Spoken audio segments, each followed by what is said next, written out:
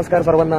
आज मी आहे खानापूर तालुका आपला सांगलीमधला नाही तर बेळगाव तालुक्यात सुद्धा खानापूर आहे. हे आहे खानापूर रेल्वे स्टेशन. सुंदर असा निसर्गरम्य वातावरणात वसलेला तालुका म्हणजे खानापूर. आणि सगळ्यात मोठी गंमत म्हणजे 90% जास्त लोक इथे मराठी आहेत. आणि आश्चर्य वाटेल, बेळगाव जिल्हा आणि हा खानापूर तालुक्याची बॉर्डर खरं तर महाराष्ट्राला लागत नाही, पण कारवारपासूनचा जो पट्टा आहे, खाली कारवार, हुबळी वगैरे आसपास आहे, या सगळ्या पट्ट्यामध्ये बहुसंख्य लोक मराठी बोलतात. आणि त्यापैकी एक असा महत्त्वाचा तालुका म्हणजे खानापूर तालुका. बघू आपण पुढे. मी तुम्हाला सांगितल्याप्रमाणे आहे आपला बघा कन्नडामध्ये खानापूर. मी तुम्हाला सांगितलं होतं हे बघा, इथे आहे टाउन पंचायत खानापूर. तर मराठी सुद्धा लिहिलं तिथे, म्हणजे लोकसंख्येचा आधार ठेवण्यासाठी भाषा पुनरुज्जीवित ठेवली त्यांनी. आणि अशा भरपूर गोष्टी आहेत खानापूरमध्ये दाखवण्यासारख्या. मला खरंच आवडेल टप्प्याटप्प्याने दाखवेन, कारण की अंतर खूप लांब आहे. आणखी 2-4 मजेशीर गोष्ट घेऊ. तर ती वेळ आलेली आहे. मी तुम्हाला सांगितलं होतं की फक्त थोडं मला पुढे जाऊ द्या. बघा मजेशीर गोष्ट, राजा शिव छत्रपती चौक स्टँड.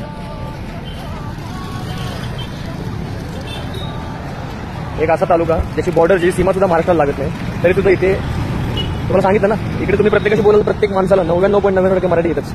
आणि याच्या पलीकडे जाऊन सगळ्यात भारी गोष्ट म्हणजे त्यासाठी खास साथ मला असं वाटतं मी तुम्हाला होल्डवर ठेवले, ते म्हणजे सुसभ्य अशी खानापूर तालुक्यातली लायब्ररी. बघूया आपण. बघा राजा शिव छत्रपती वाचनालय, खूप जुनं आहे. असं बंद आहे का आज? पण किती वाजता कधी चालू होईल? पण ठेवले का? नाही मुंबईवरून आलो.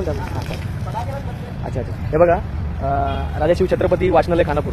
जसं मी तुम्हाला सांगितलं की किती खूप छान अशी, मला असं वाटतं खूप जुनी अशी स्थापना आहे लायब्ररीची. आणि बघा ना किती छान असं, म्हणजे आपण म्हणतो ना की नक्की वाचन माणसाचं असावं, ते वाचनातूनच माणसं घडतात. पण आपला खरा इतिहास जो आपल्या महाराष्ट्राचा आहे, जो बेळगावचा आहे, बेळगावमधील खानापूर तालुक्याचा आहे. बघा छान वाटलं. फोटो घेऊया महाराजांचे इथले. चला धन्यवाद. तर असं आहे आपलं खानापूर.